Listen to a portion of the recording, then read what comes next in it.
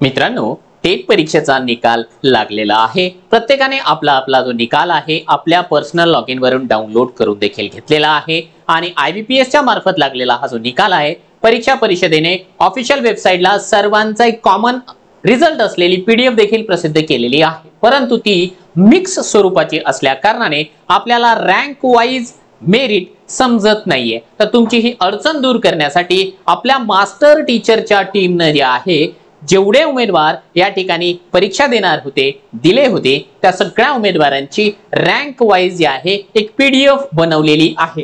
ती PDF तुम्हाला जर का हवी असेल तर PDF या पद्धतीने की 1 नंबरला 190 189 187 अशी उतरत्या क्रमाची जर का आपल्याला PDF हवी असेल तर ती आपण आपल्या टेलिग्रामच्या चॅनलला दिलेली आहे।